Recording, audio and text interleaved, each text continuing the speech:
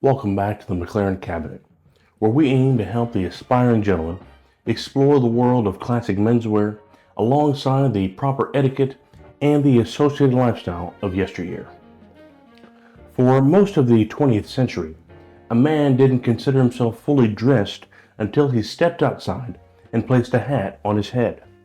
It was the final punctuation of an ensemble and a mark of a completed silhouette. But somewhere along the way, we lost the habit, and the hat moved from a functional necessity to a costumey piece. Today, the hat is making a comeback, but it remains in a minefield for the modern man. Wear the wrong one, and you're wearing a disguise. Wear the right one, and you've mastered the art of presence. In today's video, we're discussing the history, the fit, and the vital etiquette of men's headwear. Let's top it off.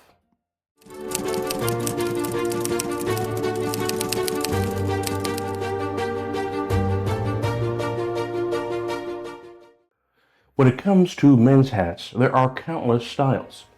If you were a clothes horse like me, you would likely have hats ranging from formal stiff hats to soft casuals. Try not to get lost in the sea of top hats, Homburgs, bowlers, trilbies, fedoras, boaters, Panama hats, pork pies, and flat caps. If you're starting out, you only need to understand two styles. First, the fedora. While you're not quite trying to become Indiana Jones, the fedora is a timeless classic and a well-renowned piece to have in your wardrobe. This hat serves as your formal companion. It is most commonly made of felt, ideally rabbit or beaver fur, for longevity and natural water repellency. It provides height, protects you from the elements, and adds a level of gravitas to a suit or overcoat that is hard to match. The second style of hat that you need in your wardrobe is the flat cap, commonly referred to as the newsboy cap. This is your casual workhorse that has seen a recent surge in popularity thanks in large part to period dramas such as the Peaky Blinders.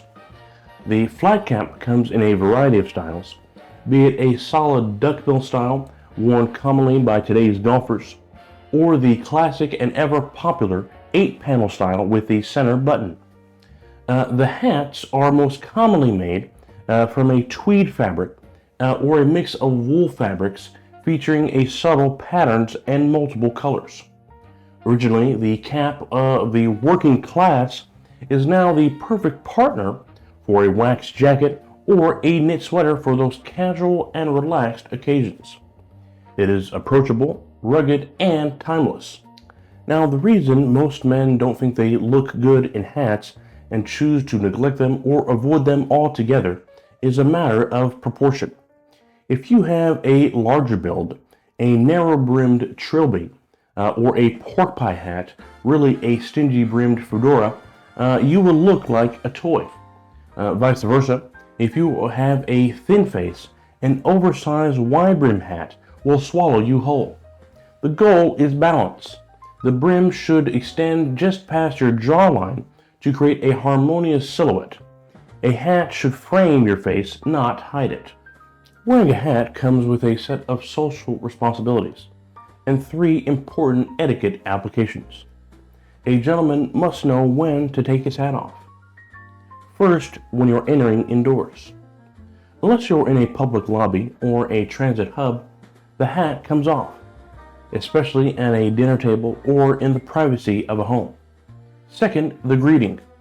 A slight tip of the brim, commonly referred to as a tip of the hat, is a silent gesture of respect to a stranger.